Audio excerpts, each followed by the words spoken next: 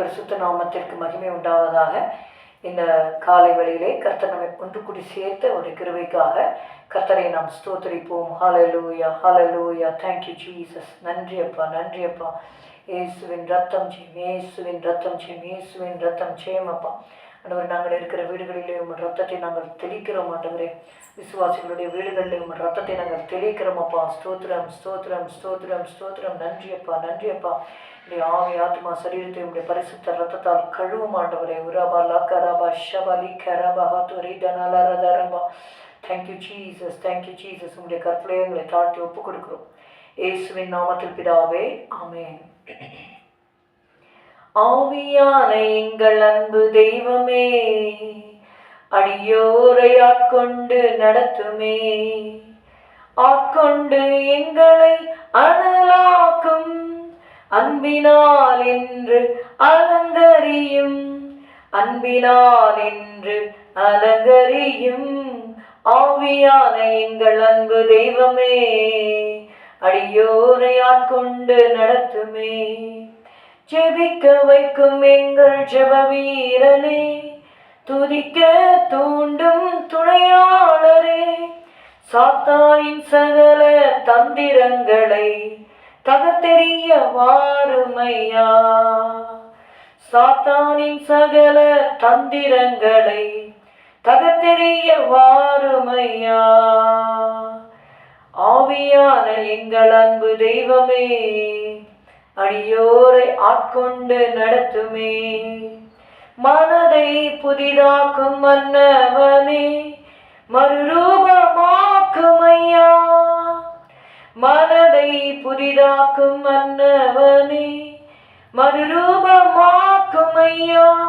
ராஜாவின் இரண்டாம் வருகைக்காக என்னாலும் ஏங்க செய்யும், ஏசு ராஜாவின் இரண்டாம் வருகைக்காக என்னாலும் ஏங்க செய்யும், ஆட்கொண்டு எங்களை அனலாக்கும் அன்பினால் என்று அலங்கரியும், அன்பினால் என்று அலங்கரியும்.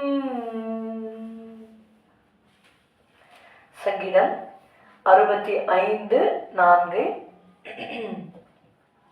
Let's turn our Bibles to Psalm 65 and verse 4. உம்முடைய பிரகாரங்களில் வாசமாயிருக்கும்படி நீ தெரிந்து கொண்டு சேர்த்து கொள்ளுகிறவன் பாக்கியவான். உம்முடைய பரிசுத்த ஆலயமாகிய உமது வீட்டின் நன்மையால் திருப்தியாகும். Psalm 65 and verse 4. Blessed is the man whom thou choosest and causest to approach unto thee, that he may dwell in thy courts. We shall be satisfied with the goodness of thy house, even of thy holy temple.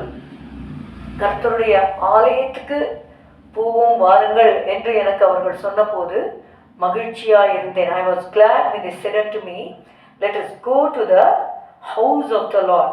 See, when you go to the house of the Lord, it is not by yourself, but it is because the Lord's choice is upon you.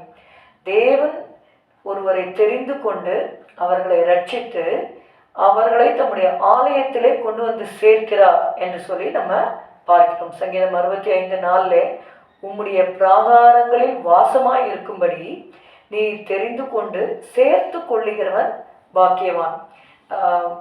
Matthew 5:6-7 நம்ம பார்க்குறோம்.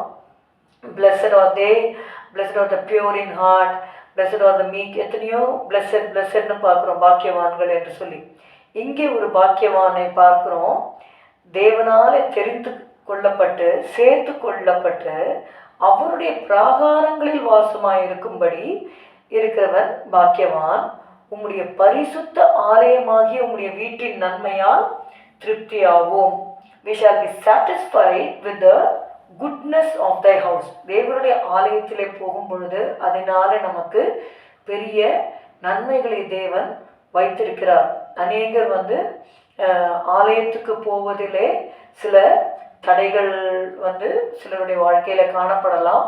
ஆனால் அந்த தடைகளை நாம் மேற்கொள்ள வேண்டும். அதனால தான் இயேசு சொன்னார், உலகத்திலே உங்களுக்கு உபத்திரவம் உண்டு, ஆனாலும் திடன் கொள்ளுங்கள், நான் உலகத்தை ஜெயித்தேன் என்று சொல்லுகிறார். இந்த விஷயத்தில் யாரெல்லாம் ஆலயத்துக்கு போக முடியாமல் அதாவது சிலர் வந்து என்ன சாக்கு சொல்லுவாங்கன்னா, நான் வந்து வேலைக்கு போயிட்டு ரொம்ப டயர்டாயிடுச்சு, தூங்கிட்டேன் அப்படிலாம் சொல்லுவாங்க. எத்தனையோ ஃபர்ஸ்ட் சர்வீஸ், செகண்ட் சர்வீஸ் அப்படியெல்லாம் இந்த நாட்களிலே இருக்கிறது. அது மாதிரி நேரத்தை எடுத்து ஆண்டவரை தேடும்படியாக, ஆண்டவர் தான் வேலையை கொடுக்குறார். ஆனால் அந்த வேலை கிடைத்த உடனே ஆண்டவரை மறந்து விடுகிற சூழ்நிலைகள் வருகிறது. அப்படி இல்லாதபடிக்கு தேவன்தான் நம்முடைய கைக்கிரியைகளை ஆசீர்வதிக்கிறார். அப்போ கையின் கிரியைகளை ஆசீர்வதித்து ஆண்டவர் வேலையை கொடுத்த உடனே நம்ம வீட்டில் இருக்காதபடிக்கு இந்த ஞாயிற்றுக்கிழமைகளிலே கர்த்தரை கனம் பண்ணும்படியாக ஆலயத்துக்கு போவது நமக்கு நல்லது. சங்கீதம் 84:4 வாசிக்கிறோம், உம்முடைய வீட்டில் வாசமாக இருக்கிறவர்கள் பாக்கியவான்கள், அவர்கள் எப்பொழுதும் உம்மை துதித்து கொண்டிருப்பார்கள். Blessed are they that dwell in thy house, they shall be still praising thee.